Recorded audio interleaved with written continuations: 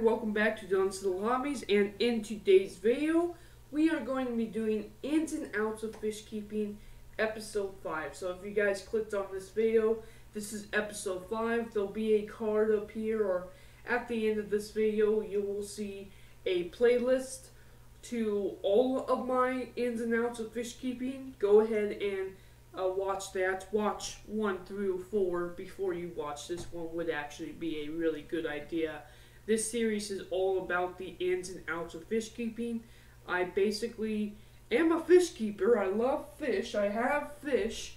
And just like everyone else does, I basically want to tell you guys from my experience and my point of view how to care for fish and why we do certain things with certain pieces of equipment in the aquarium and stuff like that. I'm basically gonna tell you the ins and outs of fish keeping. In today's video, we got episode 5. And what is episode 5 going to be about? This video is going to be all about surface tension. Now, what is surface tension? Why is it super important? And why do we use it in the aquarium? Let's go ahead and discuss it. So, you know what's kind of funny? About a week ago, my grandma was looking up stuff for her fountain, and she read something about spray bars, right? And she asked me, why would you need a spray bar in the aquarium? And the answer is all about surface tension. And I just think that's funny because that just goes right along with my video here. And in fact, I do have a spray bar in this tank, and I'll show you it in a moment. But the fact is, the reason why I have a spray bar is to create surface tension. Now, why do we need surface tension, and what is surface tension?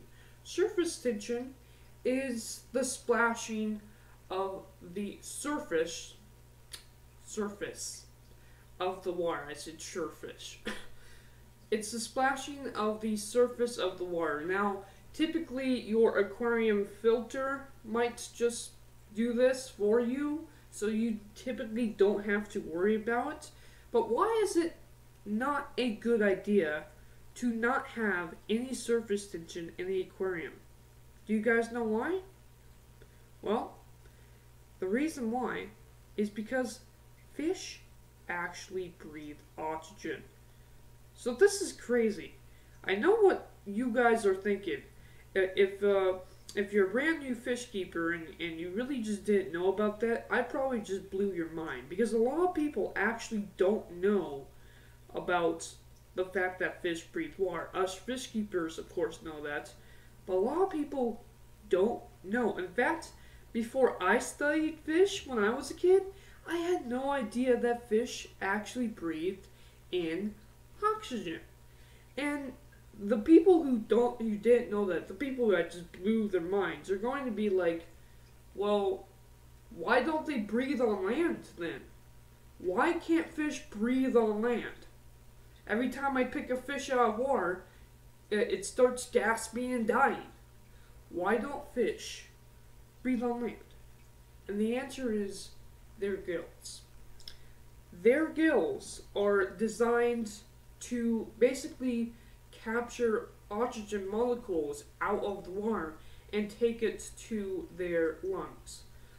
The fish swims, or maybe the current goes over their gills. Even if they're standing still, the water should always be moving, which is why current in the tank is always important too. You always want the water moving because it's so important. That way, if the fish decides to sit there and rest, the water can still move over their gills, so the water, they can get oxygen from the water. Their gills are designed to get oxygen molecules from the water. So, if you want to go into the science realm of it, well, H2O is hydrogen plus 2 oxygen, right? So, does that mean their gills are downright tampering with the molecules and breaking No. No. That's not happening at all. oxygen that is already in the water, not the water itself. Oxygen molecules that are already just in the water, that are being produced by, in the wild, it would be plants. In your home aquarium, it would be the movement of water. Oxygen in the water is what these gills are going to capture. When you take a fish out of water, it's not having water over those gills. It's not taking oxygen from the water, and so it's gasping to death. Now, what's actually really interesting, just on a side note, there are actually some fish who can breathe on land, but this video isn't about that. That is actually an interesting topic that maybe I'll share with you guys in another video. But the fact is, when it comes to fish, they breathe oxygen and they breathe out carbon dioxide. Carbon dioxide is a toxic gas, and guess what? It's in our air too. That's what we breathe. We breathe in oxygen, we breathe out carbon dioxide. Fish and all animals do exactly the same thing. I mean, when you think of air, you think the air around you is always oxygen, and the fact is, it's not. It's actually a mixture of a bunch of chemicals in the air. So there's no need to worry. You're not going to have more carbon in your house because you have a fish tank or anything like that, because some people will worry about that. But the fact is, fish breathe out oxygen. Breathe in oxygen and they breathe out carbon dioxide. The only other organism that doesn't do that, that does the exact opposite, is plants, which is why plants, not only are they really good for filtration, they can absorb nutrients from fish waste, but this is another reason why plants are so good for fish, because they can breathe up the carbon dioxide and produce more oxygen for the fish. And that's fantastic. But where does surface tension come in all of this? I haven't talked about it yet. I'm getting to it. The fact is, so if you think about like just a bag, right? You put something in the bag and nothing's getting through the bag, right? Nothing's getting in or out of the bag. But if you poke a hole through the bag, then whatever you had in the bag is going to fall out. And that's basically what the surface of your tank is going to do. Without movement at the top of your aquarium, CO2, carbon dioxide, even with plants in there, CO2, carbon dioxide, is going to build up in your tank. And it's not going to just float at the top and go out. Not without surface tension. Because surface tension is like popping a hole in that bag. Surface tension breaks the surface, creates holes, creates bubbles, and pops. And it pops that CO2 out of the tank. While it pops CO2 out of the tank, oxygen immediately, not just oxygen, but the air. The air immediately takes up that space into the aquarium, and thus you have what's called gas exchange. CO2 comes out, oxygen comes in. And that is super important for the life of your fish. If you don't want to choke your fish out and die, then you want surface tension in the aquarium. Now, typically, your aquarium filter is probably already going to do this for you, especially if you have a hang-on back filter, because the water goes over it and falls into the tank, creating that little bit of surface tension. But the bigger the tank, the longer the tank, depending on how much surface you have at the top of the aquarium, you might need more surface tension than you might think. And thus a spray bar like I have in my aquarium, and I'll show you it now, a spray bar on the aquarium is a really good tool to create surface tension. Not only that, but not only do I use it for a little bit of surface tension, you could see in my tank I use very little amounts of it. And I'm going to tell you why in a second. But I also use it for the circulation of the aquarium as well. Having the circulation go all the way to the bottom of the tank and going up all the way through it. That actually helps a lot. Now, why do I not use a lot of surface tension, and why would you not use a lot of surface tension? Well, the answer is plants. In a planted aquarium, you can put as many fish as you want, and sometimes it's just not going to be enough CO2 produced by fish to feed your plants and really make them green and really make them grow.